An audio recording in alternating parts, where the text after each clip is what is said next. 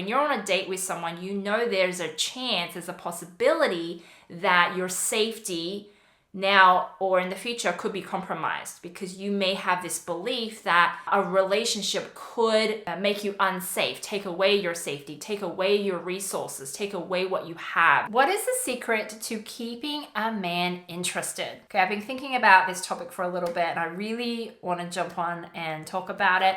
So as a dating and relationship coach, I have coached many women.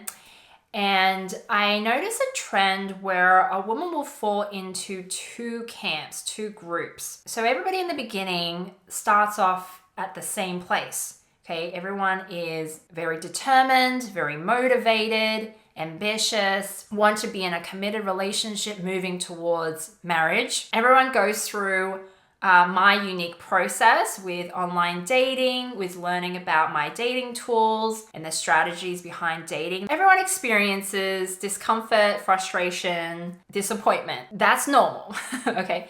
So the first group of women, within a month, they end up finding someone, having a strong connection with someone, the guy being super into them, and they're quickly taken off the market. They get into in a committed relationship fairly quickly, fairly smoothly, and they end up being in that long-term committed relationship that is stable and secure. The first group of women go on much fewer dates in total. So they may only go 1 to 3 dates with different men before they get taken off the market. The second group of women, they go through the same process, they do online dating, and they end up going on much more dates. The connection that they do form on the dates, they tend to fizzle out fairly quickly. Between 1 to 5 dates, it will fizzle out. They get ghosted more often, and they have to kind of restart over, date someone new, get back on the apps, and they kind of go through that process over and over and over again. And this could go on for months or years. It really makes you wonder, like, okay, what is then the key difference between these two groups of women? Okay, they both start off in the same place, emotionally in the same place, wanting the same things, right? There's no real key difference in terms of their background, age, profession, education, or anything like that, race. There is one main difference, and that is the thing I wanted to talk about in this video. So the main difference that I see between these two groups of women is their level of openness. Okay, and openness is something that if you're open, it just means that there's not a lot of filter between what you think and what you say and what you feel like doing and doing it. So literally it's I think it and then I say it immediately. And then if I feel like doing it, I do it immediately, right? There's no filter. Okay, so if you're open and you meet someone else who's open as well, who also doesn't have any filter, you can imagine like the interactions between them is a lot faster moving. It's a lot more interactive, spontaneous, more lively, because there's not much filtering going on. And there's also not a lot of space-time that lapses between interactions. When two people are open like this, what ends up happening is they end up simulating, recreating the experience of two people who have known each other for a very long time. They end up creating the experience too of falling in love. So my theory on falling in love is when you have the comfort of feeling like this person, I've known this person forever, and newness, the feeling of newness, like, oh, this person is actually a new person, I don't actually know them, and you have both of these contrasting elements together, that is when it is like pouring gasoline on the fire in terms of falling in love, right? That's when it's very easy to fall in love in that environment because it feels safe and it feels new and exciting at the same time. So we want to be with that person all the time because it is absolutely addictive, right? In contrast, women who are not open, they will experience much fewer connection, much fewer rapport with men on dates, and the connection that they do experience on dates will tend to quickly fizzle out. Like between 1 to 5 dates, it will just fizzle out. The men that she will experience will be inconsistent and probably more low effort, okay? So when a woman starts to accumulate these dating experiences where they're experiencing low effort men who are inconsistent, who ghost, and little rapport, little connection, she starts to believe that good men are hard to find.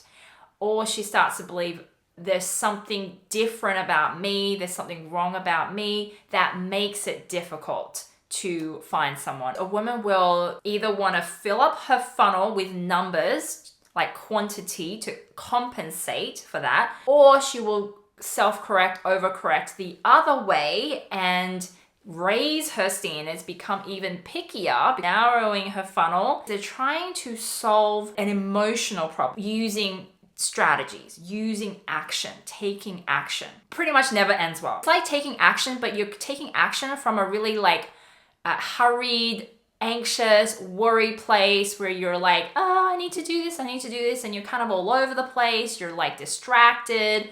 You're not at peace about the whole process. So that's why it often doesn't work out. So if you can identify with this, then you may be thinking, okay, so then what's the solution? In order to truly get to know someone, you can't be consumed by thoughts of yourself. You can't be overly concerned with yourself and your own safety, okay? Because the closed offness is just a reaction from you being hyper aware of your lack of safety in the context of a relationship. So when you're on a date with someone, you know there's a possibility that your safety now or in the future could be compromised because you may have this belief that a relationship could make you unsafe, take away your safety, take away your resources, take away what you have that you have built up, right? So that creates a lack of safety within you. So reactively, naturally, you're going to close yourself off. So in order to then solve this, right, if you want to be open, you have to learn how to find and create safety within yourself in the context of a relationship. So when you're on a date with someone, for that hour that you're with them, you're in a relationship with them.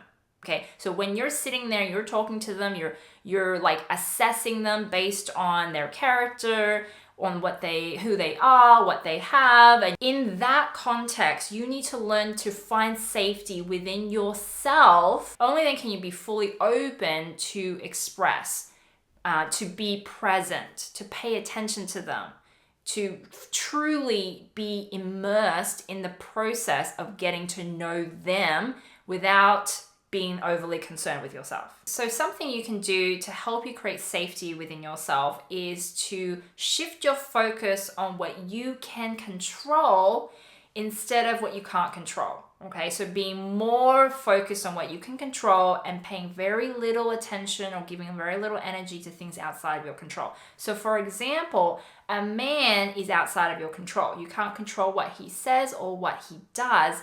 However, you can control your reactions to him.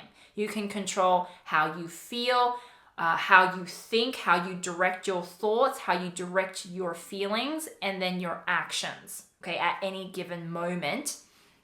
And again, this is within the context of a relationship, okay? So when you learn that you have power here, you create safety within yourself. You start to trust yourself. Okay, you have your own back, and that is very, very powerful in order to create safety. Coaching can help you make that shift. Therapy can help as well. Picking specific books and courses that talk more about inner work, mental and emotional health, rather than the strategy, the action taking of dating. Because again, the action part is just not going to solve an emotional problem, okay? An energetic problem. That all those things can help shift you into a state of more openness. Now, if you would like to learn how to tap more into your feminine energy and be more open and be more inviting and attract more men and keep their interest, then you will want to check out my feminine energy quiz. You can get that in the link in my description. If you enjoyed this video, then you may want to check out my next video, which is the 7 feminine qualities that guys love. I think it's a great video and it has some really good points on how to be more open and more warm so you can attract those guys. So that's all from me this week. If you enjoyed this, if you like these kind of videos, please subscribe to my channel. Hit the bell notification to be notified when I release new videos, and I will see you real soon. Okay, I'll talk to you next time.